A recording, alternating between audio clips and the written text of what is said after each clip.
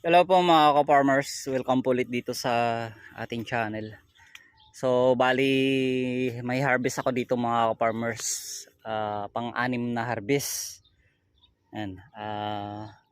So yung last harvest ko po noon na pang-lima ay bali nakakuha po ako dito ng 120 kilos o mahigit dahil may mga nagpahabol pa o yung mga tingi-tingi. So hindi ko na po naisama sa pagbilang nun, sa pagtotal yung mga kilo-kilo na hinarbis ko dito.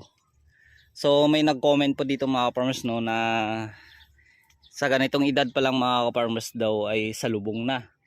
So magdadalawang buwan pa lang po kasi itong tanim kong ampalaya mga farmers. So salubong na daw ano kasi mga farmers no.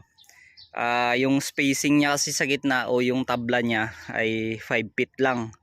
Tapos simula po sa puno niya hanggang dito sa kabila ay nagtutotal po siya ng 8 feet.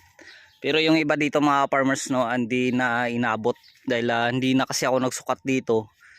So estimated lang po ito yung pag ano ko, pag-plot dahil hand tractor po kasi yung gamit ko yung pag-plot. So hindi po kasi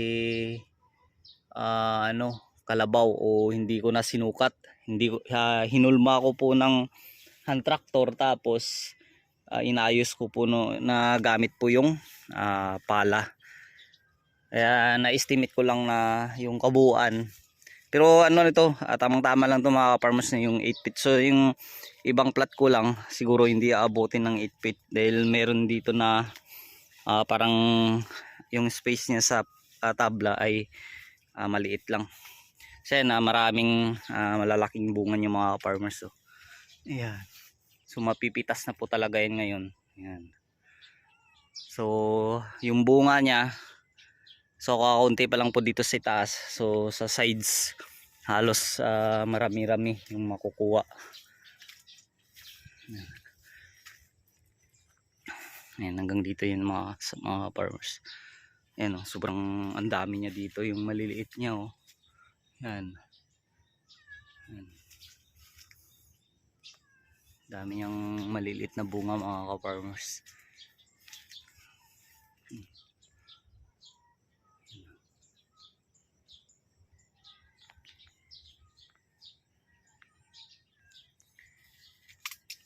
So medyo umulan-ulan kasi dito kasi nung kahapon. So hindi naman siya malakas mga ka-farmers. So mag-iisang linggo na hindi umulan ng malakas. Mainit po pag umaga tapos tuwing hapon ay naulan-ulan lang po ng konti. Ayan. Sakto lang po yan mga farmers yung ulan tuwing hapon na pangpalaki po ng bunga ng ating ampalaya. Ayan. Mabilis po lumubo yung mga bunga. So kailangan mga farmers yung sinasabi ko lagi na ilay-ilay po yung kanyang bunga para maiwasan po natin yung pagkabaliko. Tulad po nito, ihulog po yan. Ayan. Para nakalaylay po siya. Hindi siya mabilis bumaliko. So may selection na rin pa ako dito mga farmers sa tanim kong talong na mix po na Galaxy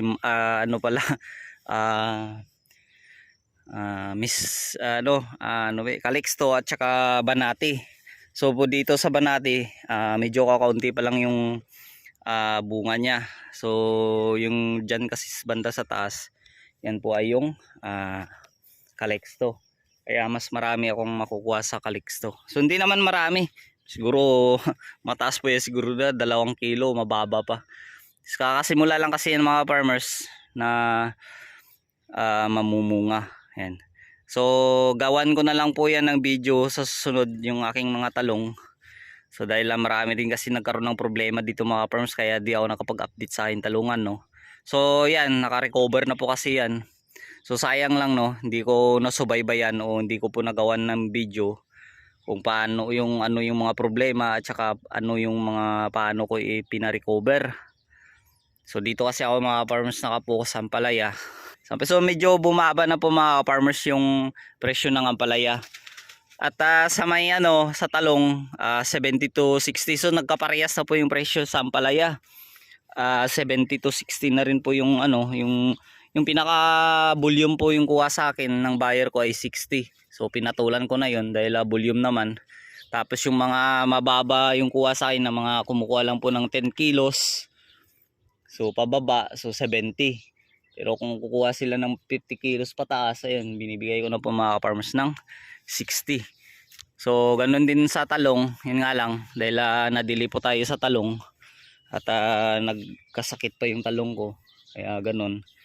So okay sana ako nagkasabay yung ampalaya ko at saka talong. Maganda-ganda sanang income mga farmers, no. Pero okay lang dahil naka-recover na po yung talong ko doon. So bali mag-uumpisa lang ako mga farmers na mag-harvest.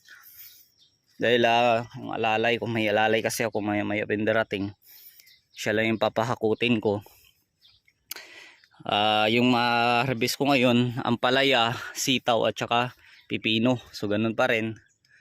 Siguro mga by next week makaka-harvest na ako ng talong. So may okra pala pa ako mga farmers, no. Yan yung mga mapipitas ko ngayon.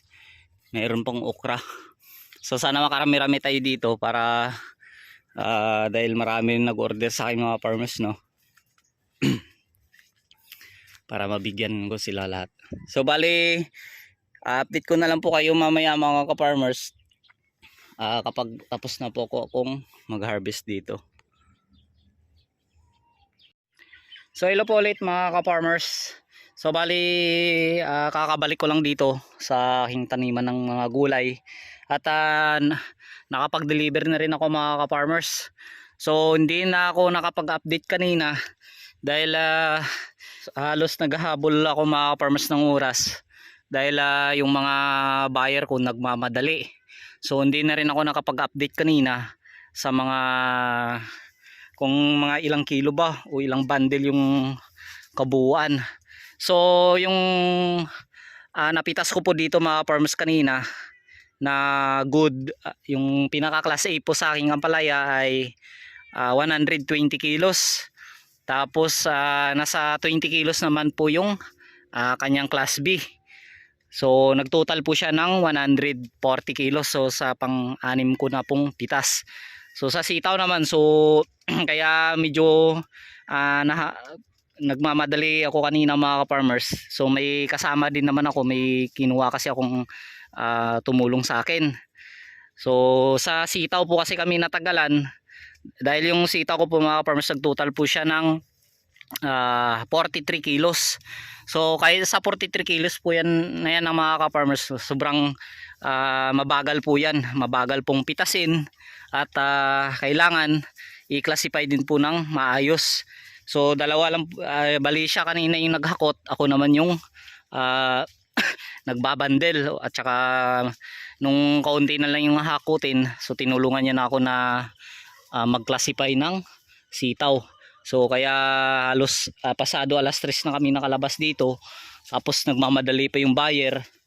Tapos nakabalik ako dito. So nagdamo pa ako sa palay. Tapos pinakain ko sa 3 kong baka.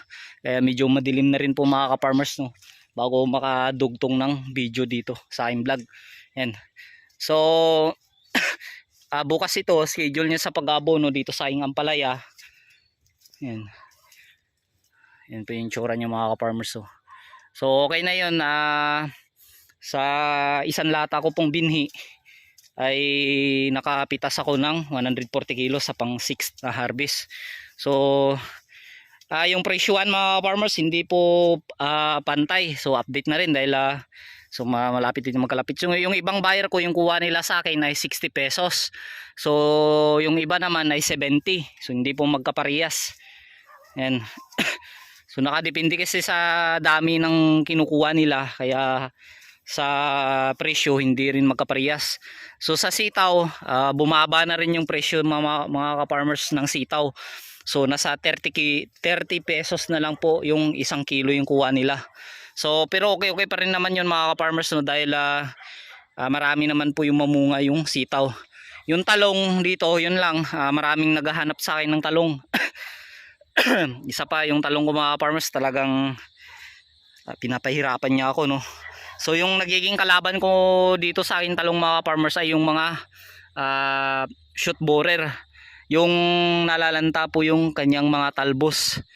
So hindi ako makapag-spray ng hapon dahil ayan, kakatigil nga lang din ng ulan. So bukas tatanggalin ko na naman ito yung mga talbos na lanta at makapag-spray ulit ng insecticide para po sa mga naninira po. So matagal na po sana ito mga farmers ng bunga. So sa katunayan may nakuha ako kaninang bunga dito. Nasa mahigit 1 kilo lang dahil yung ibang plat nito kasi ay Banatiking. So yung sa itaas naman ay Calixto. So sa bali sa Calixto kanina meron na akong harvest. So sana tuloy-tuloy na at sana tumigil na rin yung namiminsalang shoot borer. So nalalanta.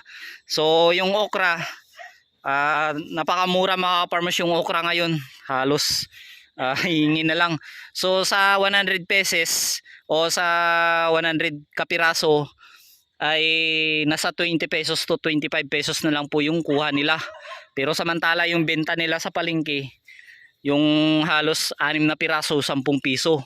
So hindi nila ina-adjust pa rin. Mahal pa rin sila magbenta. Pero kapag kinuha nila sa farmers, napakamura mga ka-farmers.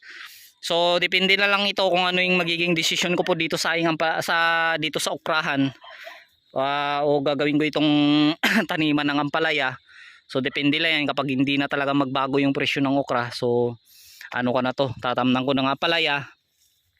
So depende pa, talong o ampalaya kasi may 3 tray pa ako dyan na punla ng Calixto. So nasa 300 plus pa po yan. So depende na lang kung ano po yung itatanim ko dyan. Dahil didispose ko ito. So nasa dalawang beses ko pa lang ito napitasan at naibenta yung napitasan ko. So hindi pa ko bawi dyan sa binhi at saka sa tao na pinadamo ko. So ayos lang yan mga ka-farmers, no? Dahil pagdating sa farming, so hindi natin maiiwasan, may talo at may panalo. So ayos lang yun dahil bawi naman tayo dito sa ampalaya. So sana na dito, no, sa aking talong dahil maganda po yung presyo ngayon sa talong at gumanda po yung kanyang mga bunga. So hindi naman ako nagkulang po dito mga farmers sa alaga. Siguro nasa panahon na lang siguro yun mga farmers, no, kaya nagkakaganito. So bali hanggang dito na lang po. Ayan, maraming salamat po sa lahat-lahat na sumusuporta po dito sa aking channel. God bless po sa lahat at saka happy farming.